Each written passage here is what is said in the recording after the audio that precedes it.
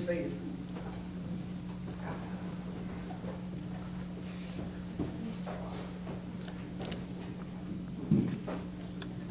I was thinking that different ones came up for prayer. Sister Meredith, about 3 years ago, the doctor told me I had cancer. And I didn't much like that thought.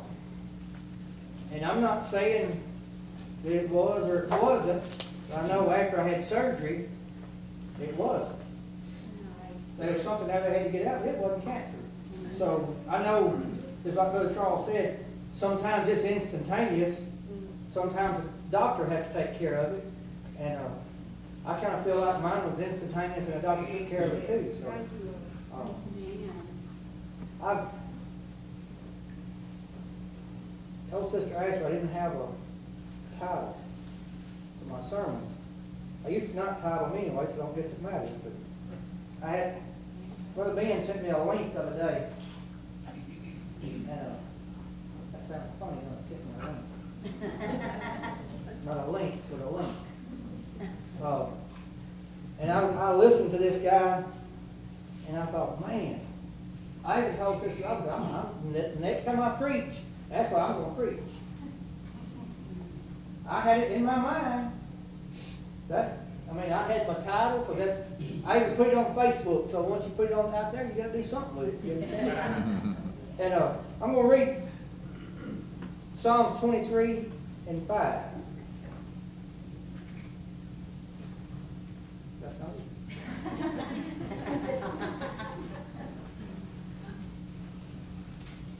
Psalms 23 and 5 says, Thou preparest a table before me in the presence of mine enemies. Thou anointest my head with oil, my cup runneth over. And this dude, I was sitting on the floor. I forget what I was working on. This guy got to talking, and man, you talking about, I was feeling the Holy Ghost. And if somebody walked in, luckily there wasn't nobody at this house. They just left the door open for you to get in. I was laying down on the floor, I was swallowing and taking on. And he titled it, Set the Table. I'm like, man, that would just be a cool sermon just to preach about. He's going to prepare a table and going to feed me, and the one that's been troubling me is going to have to watch me eat. Man, I got the big heat. Okay. Bless you. Psalms, make sure, 27, 1 and 2. The Lord is my light and my salvation, whom shall I fear? The Lord is my strength. The Lord is the strength of my life, of whom shall I be afraid? When the wicked, even mine enemies and my foes, came up on me to eat up my flesh, they stumbled and fell. So not only is the enemies going to sit and watch me eat, when they try to get me, they're going to stumble and fall. I'm like, this is just getting cooler by the minute. Now, I'm feeling real big. Okay. Now we're going to go to another one. Micah, the 7th chapter. And the 8th verse. Brother Richie read this scripture the other night. I forget now when it was. I don't know if it was the last time he preached or the time before. And when I was looking at getting a table set for me, then this one come up. Rejoice not against me, O mine enemies, when I fall. I shall arise. When I sit in darkness, the Lord shall be a light unto me. And that's when the Lord changed from setting the table. I told Sister Ashley I was going to title it, I'm just tripping. From setting the table, he didn't say that they said, rejoice not against me, oh my name, if I fall. It says, when I fall. Have you ever, and y'all know me, I'm not a trip at the most, just to be tripping. There we go, we're tripping. What's the first thing you do when you trip? Look around. Make sure nobody sees you. And it ain't always your enemy that rejoices when you fall.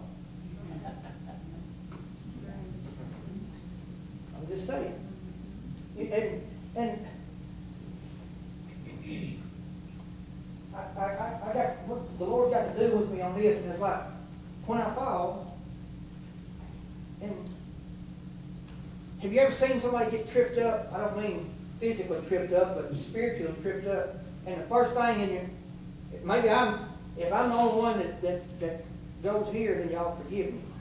Lord, forgive me. Well, there ain't no way I would have done that. I thought, look, Charles, I thought they was bigger than that. I'm sorry, I mean, I've done it. I've you know, when, and it's, I told the lady, you know, one of the days, God speaks to me in the weirdest ways. And I know it's because I'm weird. You know, if I was going to talk to a scientist, I'd have to talk like a scientist. So if he's going to talk to somebody that's a little bit weird, he has to talk where I understand him. So you wonder, well, how could they fall? You know, alcohol, the devil don't tempt me with alcohol. What little bit I have drank years ago, I didn't like. I just drank it because I was cool. You know, when you sit around and got something to drink, you cool. Now I'm just cool. I don't have to nothing. In my mind, I'm cool. I don't need nothing to help me be cool.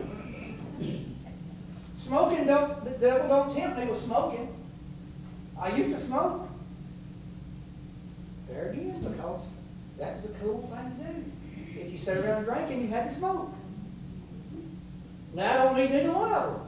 So the devil don't tempt me with that. But still, I can see people that has tripped up and fell into that. And like, well, how could they fall for something like that? They know drug. I've never taken any illegal drugs. I took prescription drugs, but that's when I had surgery. I had prescription pain pills. I was scared to death of them. I said, I don't want to get, you know, I don't. And the doctor said, with that, with you thinking like that, then you're not going to. So the devil don't tempt me with that. But then again, you see somebody, well, how in the world could they fall for that? And then, here's the weird part where the Lord spoke to me. I come out of the door to Sonic the other day. And the door wouldn't shut. And I pushed it open, and it would get about this close. And it would stop. And I looked down, and I looked around, and down in the threshold of the door laid a penny. Now you got a door that's 3 feet wide, probably 7 feet tall, with a metal rim, and a little bitty penny. Come on, man. And I looked at that penny, and the Lord spoke to me and said, here's what we're talking about. It don't matter how big you are, how tough you think you are, that little bitty. And when I kicked that penny out of the way, Sister Mary, towards the door did, it did what it's supposed to do. A little bitty, little teeny tiny penny. Sister, well, sometimes the small thing that we think can never amount to anything, that little small thing, it'll just keep on. It'll sit there in the back of your mind, it'll fester. And if you don't get it out, then the next time you go through the door to Sonic, that penny back in the door. And if that penny ain't moved, sooner or later it's going to get all cankered up, and it's going to grow. And all of a sudden the door's just, instead of being this closed, it's going to be this closed. Or this open. And closed. I told y'all I would. See, my mama agrees with it. All right, now, and I try to get my point made and hushed because I don't want to just keep on. But the Lord He's just been really hitting me in the head about this. You know, just because Sister Brenda calls you sin different than I sin, and that makes your sin worse than I sin. I'm not going to get tripped up in what she gets tripped up in. But guess what? If we get tripped up, we're in the same boat. Whether it's a penny, a dime, a nickel, or a quarter, we still tripped up.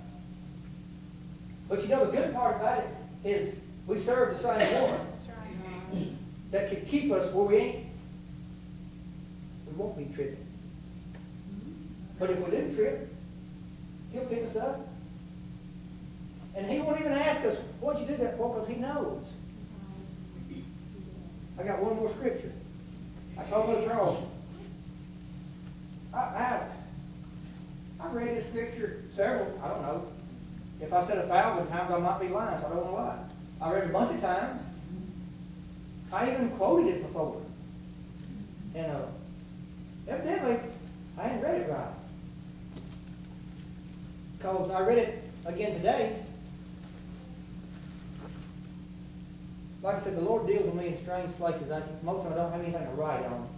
So one of the best things, what was his name? Al Gover ever invented was the internet. Just Brenda, you can Google if you know just a few words of a scripture. And if you've done it, I ain't saying I do that, no big Bible searching Googler. But if you've done it enough, it don't take very many times when you start typing in something, it automatically goes to a scripture. And I typed in the first few words of it, and when I looked at it, I thought, that ain't King James. I scrolled down, I looked at it, it is King James. I'm like, well, that don't make no sense. I ain't never preached it, I never heard it that way. I don't know why. Why all of a sudden Google has changed the Bible. So I looked it up when I got home. It says in Galatians 5 and 7, it said, you did run well. And forever I thought it said, what? Who did hinder you that you should not obey the truth? You would tell you who is? Me. Right. All this time since Teresa, I always thought, what hindered you? You know, what penny was thrown in your door? What caused you to stumble? What caused you to mess up?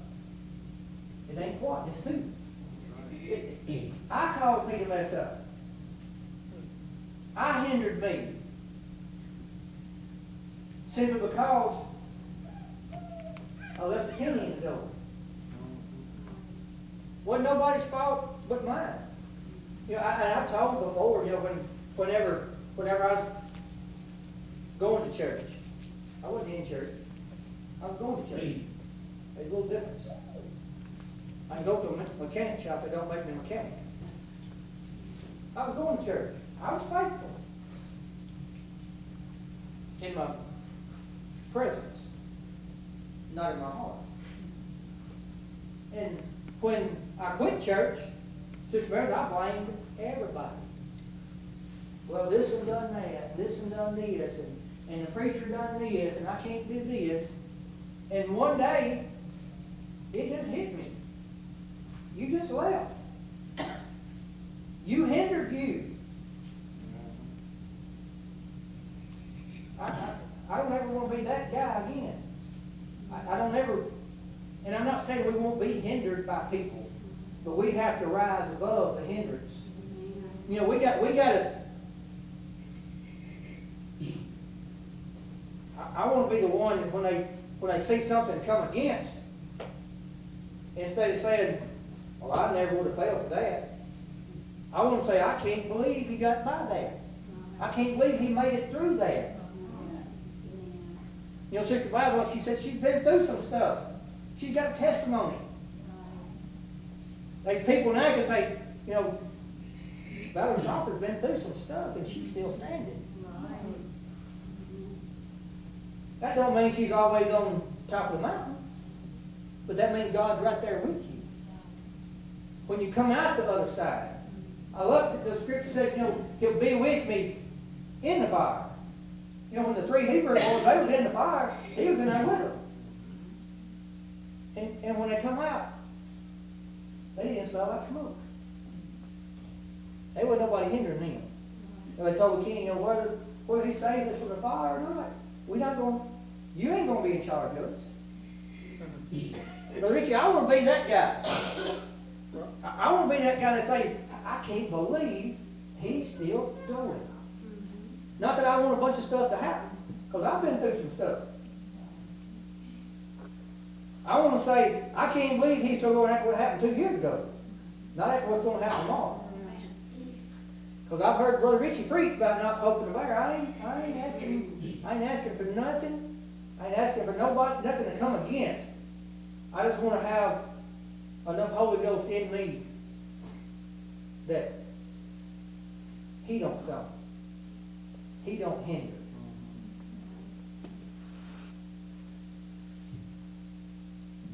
Brother Richard Jody, he said, I may misquote it, I won't say it exactly right. I think he said he wanted God to see him like a steak. When He sees him, He wants to say, well done. And I don't like a well done steak, but I want to be well done for God. I want to make sure, I want to see all y'all there, but you're not going to hinder me from going. The only person who can hinder me from going is me. That's right. Y'all pray for me.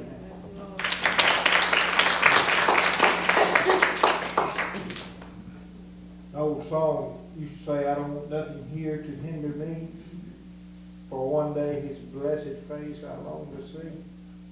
That should be all of our prayer. We want nothing here to hinder us.